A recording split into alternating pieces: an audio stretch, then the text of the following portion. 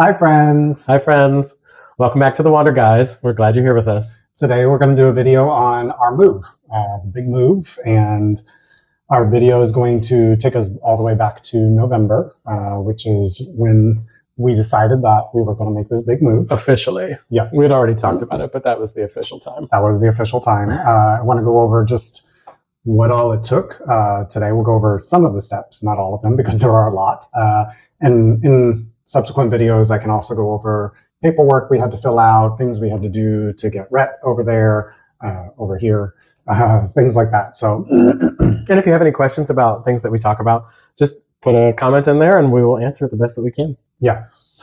We'd like this to not only be something fun for people to watch, but also informative for people who like to follow in our footsteps. We've had at least one, and I think even two friends that have decided to take the plunge and move from the US. And so they've asked us in depth, what did you do? How did you do this? And so I figured this would be great for other people. Mm-hmm. So first thing, like I said, November, we already had our house on the market. Yeah, we lucked out because it was already in the market in July, and we knew that we would either have sold the house when we made our decision. Right. And have to figure out what we would do next, or like what happened, the house was still on the market. It was on the market for several months. Which is why I was going to say, I wouldn't say we were lucky because we were struggling. The timeline worked out well. So we have renovated quite a few houses. I think this was our seventh. And we normally go on the market within a day or two. Our house sells, easy peasy.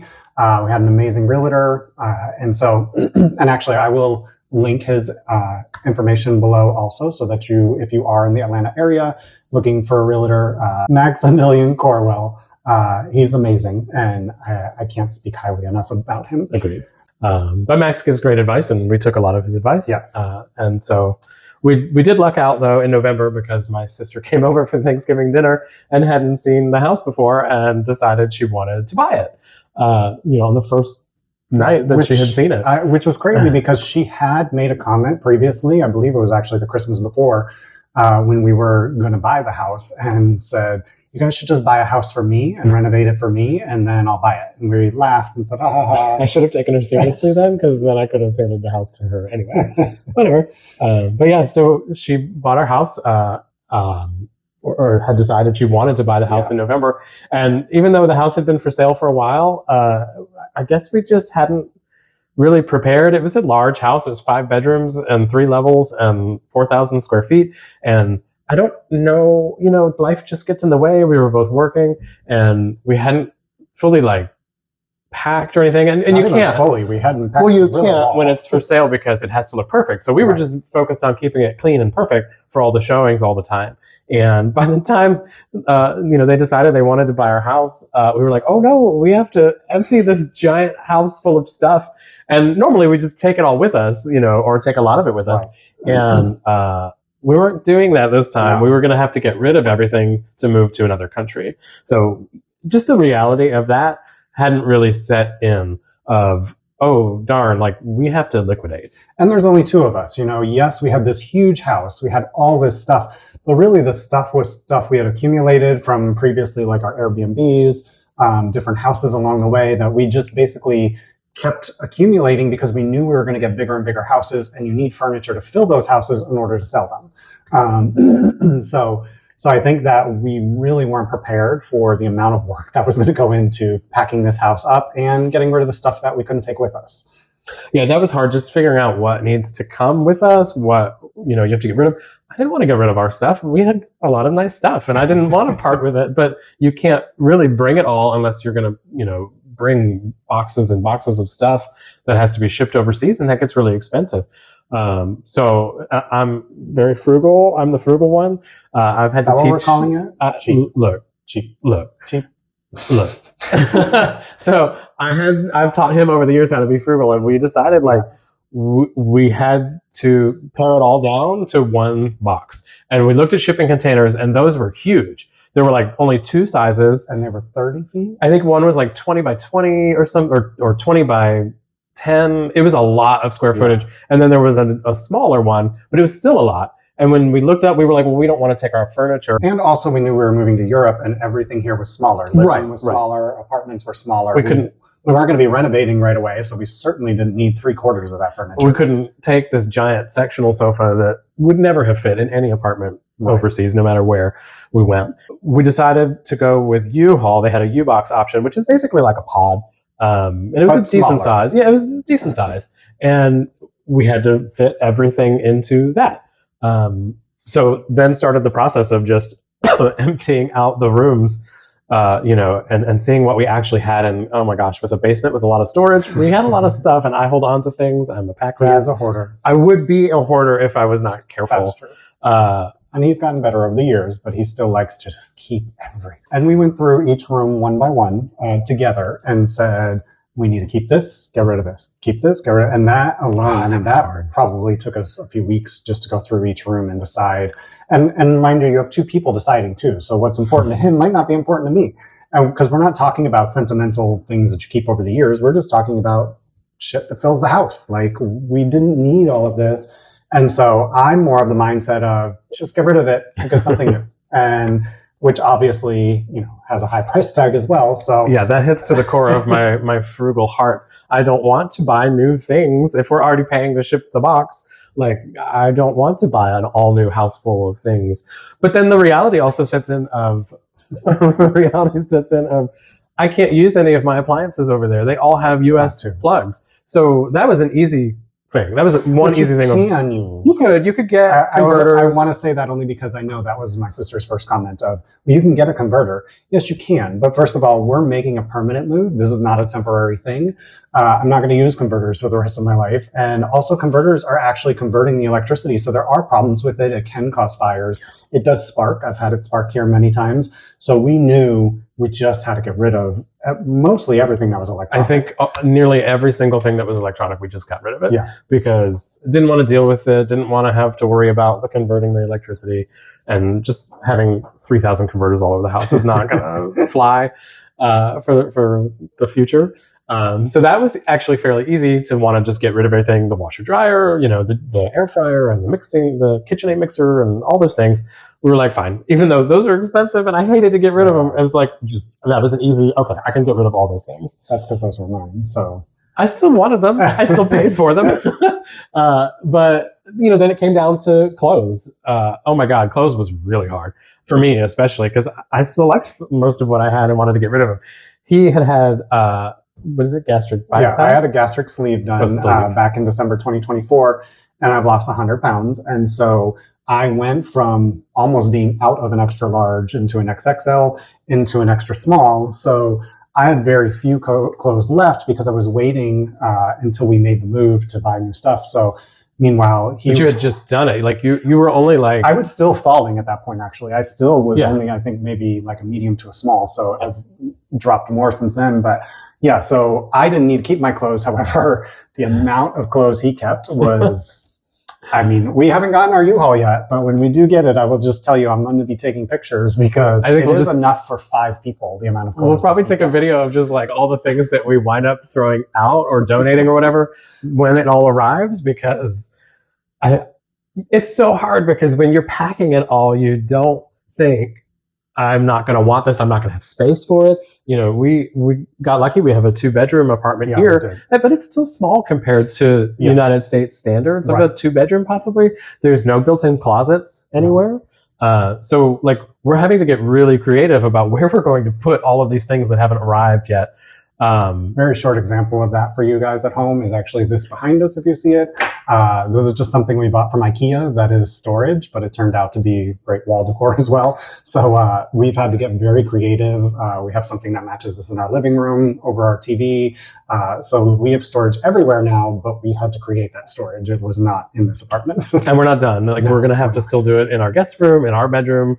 There were some built-ins in our bedroom, so that was nice, but there needs to be more. We have so many clothes coming. I have so many clothes coming. It's comical. We had so much home decor, things that we've picked up traveling around the world, and I'm definitely not getting rid of any of that. Yeah. We had multiple sets of dishes that we liked. I don't know. There was just so much stuff, and you don't realize how much it is until you start going through it all and packing it into boxes and then packing it into a shipping container box. And let's say we understand these are first world problems. Oh yeah, and like a lot of people don't have those issues. However, because of what we had done for so long and collected so much stuff, that is why we had this big issue. Yeah. So long story short, I had enough time where I was putting things for sale on Facebook Marketplace, and I had great luck with it. He did. So I was making some money off of it, rather than just donating all of it, which I totally could have. I had enough time to do that, and I was pretty good with the timeline until we got closer to the actual sale. And then it became like a snowball effect of, oh my God, I still have so much stuff left over and not enough time to wait for people to want to buy it. In the last few days, I think we just basically let strangers come into our house. Let's talk about the last few days. Take whatever they wanted. The last few days was challenging, is the nicest way to say it. First of all, our dog Scarlett, who was with us at the time, she was getting sick. Well, no, she was sick. At that point, she had lost mobility in her legs. We would have to take her down 2 flights of stairs just to pee multiple times a day. So that chaos alone was enough. But then JR just decided, I want to say it was 3 days before we moved, maybe 2 days before we moved, that he was just going to pretty much give it all away. Like, he sold a few things, but I sold a lot. No. He sold a lot. I'm saying the last few days, you sold a few things to those people who came. But then once they were there, he was like, whatever you want, take it. Because at some point, you just have to get rid of it. You're on a deadline. We had to be out of the house at a certain time, which we because of scheduling and stuff, we lost a few more days, and there's just no more time left. You have to wait to get people to buy it, and then to donate it, I would have had to take it all somewhere. I could have probably looked into maybe an organization like the Kennedy Foundation or something that might come and pick it up, but a lot of places won't take certain things. Right. It was just a lot of, do I have time for this or not? And so, So fast forward to having, I want to say we had like 6 or 8 people in our house at one point. Yeah. Just walking around, and like, I'm taking care of Scarlett on the ground, and this woman's like, hey, can I have this? I'm like, what? I don't. And then I noticed like his grandfather's watch is sitting on the counter, and I'm like, oh my God, we have all these people just randomly walking through our house. Like, I get we're going to get rid of this stuff, but it's still nerve-wracking because this is my space. Like, you're in my space just touching my stuff. Luckily, we had filled the U-Box by the time I did that. So the U-Box. Just the U-Box alone, that was stressful because they drop it off and they want you to fill it up really fast and then pick it up and take it away. Yeah. Plus, it was in the way and it's in the driveway, and they had movers coming to move their stuff in, and so it needed to be gone.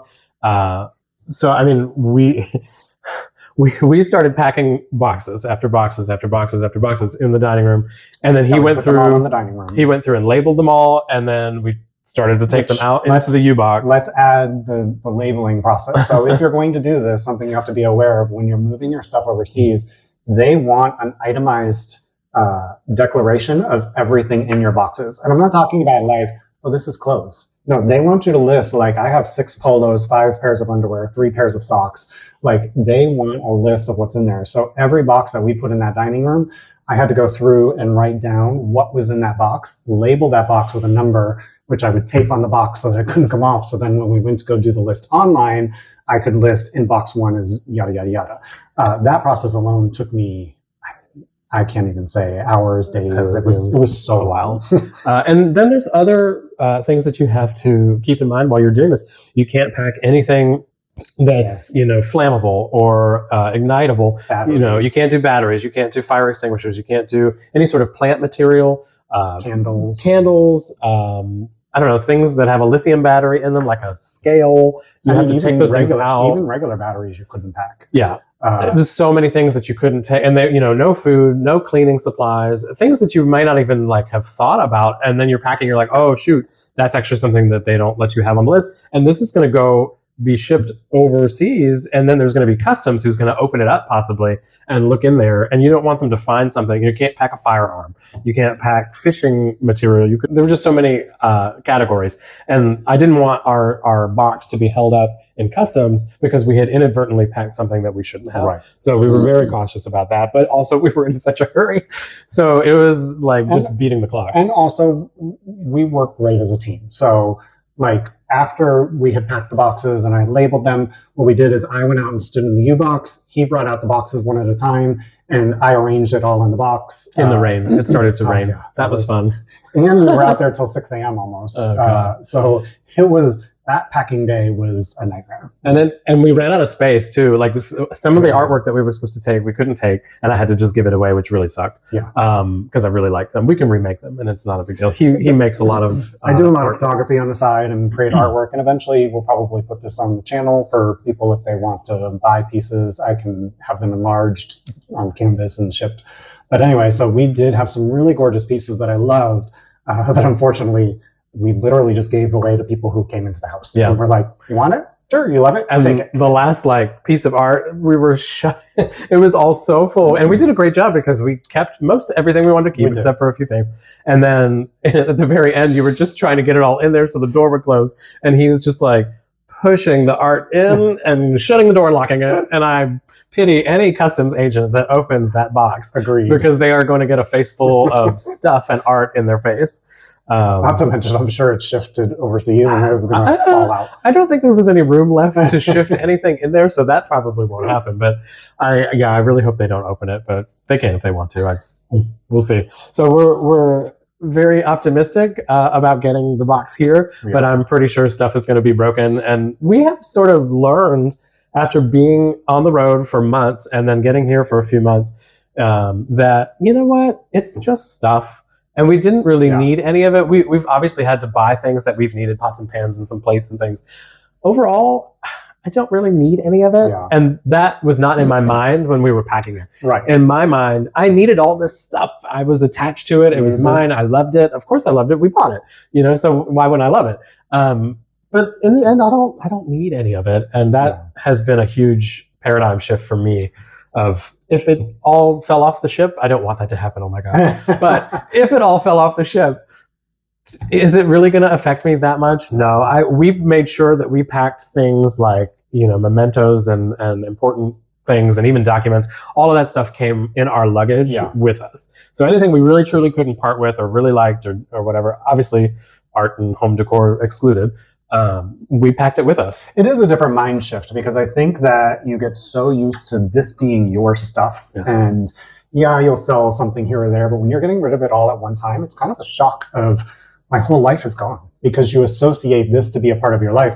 I think that this has been great for us because we actually just talked about this the other day when we were walking of how it used to be so important to us. And now we look back and we're like, it's just stuff. Like almost everything in this house right now that we have is brand new. And I don't feel not at home anymore. Like I feel like this is my stuff now. Mm-hmm. But if I had to get rid of it tomorrow and start over again, I would because it's just stuff. And I think that was an important lesson for us that, he learned more than me. I definitely did learn it, but I also, another thing is when I was 30 years old, I packed up my life and moved to be with him. So I had to get rid of a ton of stuff that I had accumulated over the years. And so I learned a little bit early to get rid of stuff, I think because we've renovated houses and the stuff kept coming with us for so long that it just seems like it's a part of you. And so, I'm not thrilled about it all, but I'm glad that we've detached from the stuff. If we don't have the stuff, it's not a big deal. If we get the stuff, great. Lugging it around and moving it around, especially going to a foreign country and all the hoops you have to jump through, is the stuff worth it? Right. I don't know. Maybe not. I definitely would have packed differently now than I did back in December. I would not have kept half the things that we kept. And even still, we kept 4 suitcases worth of stuff that we brought with us. And that was really just clothes, very important things like his baby blanket, things that we will always keep, or medicines, stuff like that. So we had an entire suitcase of just like prescriptions and over-the-counter meds. It wasn't prescriptions. I mean, there were like lots of lotions and like face stuff, right? And but it was all like stuff you would buy at a CVS or Walgreens or something. Like all of that was not really essential stuff. I mean, the medicine, yes, but things are different in Europe of what you can and can't find. Things. They have some things, of course, but medicines are all different, though. Yeah, and it's not always as easy to get something super quick and exactly what you need. And we also didn't know. I mean, of course, they have a lot of the same things, of course, but we didn't know, and we had never really looked for a lot of these over-the-counter treatments and lotions and ointments and pills. we've never looked for them in a foreign country, so we didn't know what to expect. So we just filled a suitcase. We're like, this is going to be the suitcase that we keep all the pills and lotions and all the little things, you know, that you would get in like a CVS or a pharmacy. So we packed our bags as full to the brim as we could, and later changed to even bigger suitcases. We did, because we still had so much stuff. Once we got up north, which we'll cover in another video of our travels through the US, but once we got up north, we suddenly realized we're not going to get over there with all of this stuff. We have to figure something out. So luckily we went to TJ Maxx, was it? Or Home Goods? I think it was a Burlington. Oh, it was a Burlington, yeah. We went to see my cousin, and she suggested there was one up the street, and they had suitcases. So we went there and found these enormous suitcases that we will probably never use again. No, they're too big. And just packed them as tight as we could. Yeah, but they were great at the time for what we needed. They were very, very large, and we were able to just pack them full and then put them on, underneath the plane, and then eventually we shipped them. Yeah. Once we came from London to Amsterdam, we had them shipped through a service. And we didn't have to worry about the liquids rules or anything like that, because I carried all of that with me, and I flew on a private jet. So I did not. So on the private jet, they specifically said that they don't check your luggage, just here's the guidelines, and there's no liquid restrictions. So we pretty much packed all the medicines and liquids and stuff with me so that we knew it would safely get there. If there's any questions that you have, put them in the comments and we'll answer them for you. If there's other types of videos you want to see from us, let us know. We're always interested to know what everybody wants to see and hear and what your questions are. Make sure to like the video for us. And comment and subscribe. And subscribe. Those subscribers are important, especially right now, as we're trying to grow our YouTube channel. And we're glad that you're here and that you're watching us, and we hope you've enjoyed it. And we'll see you soon. We'll see you next time. Bye. Bye.